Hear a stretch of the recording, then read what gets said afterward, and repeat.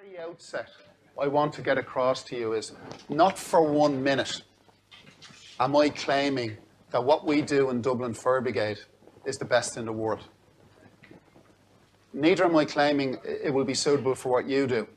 But what I can say, it's the best for us right now, because fire services around the world are in a general race with developments in the built environment. So the changes that happen in those built environment, type of buildings and structures, generally influence the tactics and strategies we must develop.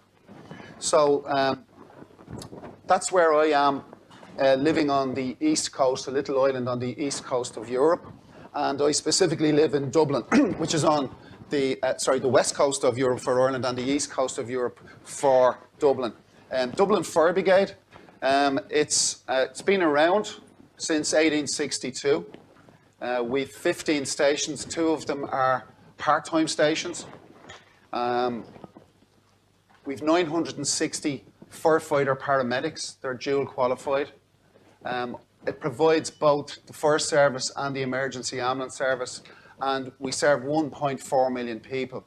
Our service demand is 130,000 emergency calls a year. If you went to Dublin 20 years ago and compared it to now, you would be kind of astonished at the height of the buildings and the sheer volume of buildings. We didn't realise how bad we were at tall and complex fires until at one specific fire called the Metro Fire, where everything that could go wrong did go wrong. And it made us realise that we needed to reflect and think about our performance and really bridge the gap in our skill level to where it should be.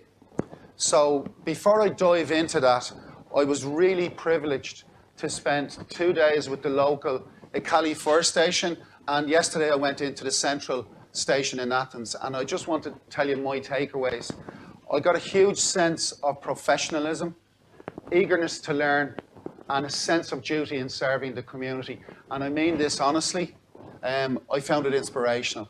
So it's given me renewed conviction that the way we're going is the right way, and I'm absolutely sure you guys are going to lead the world when you apply yourself to any new venture. So the starting point to all this is a quote by Peter Drucker, and he says, the relevant question is not simply what shall we do tomorrow, but rather what shall we do today in order to get ready for tomorrow. So that was our core understanding of what was required, a changing Dublin that had kind of outstripped our skills.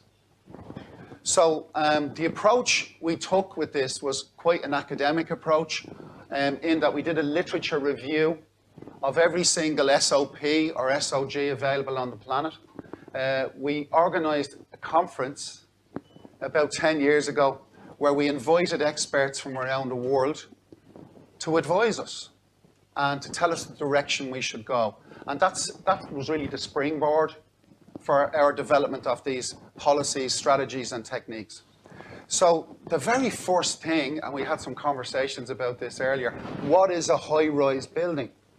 Depending on who you talk to, NFPA say 75 feet. Other people think it's over 50 meters. But our research findings would suggest that the height of the building is not the key consideration. The key considerations are what type of fire occurs in buildings of a particular style, and what skills are necessary for you to deal with those hazards that when they present to you.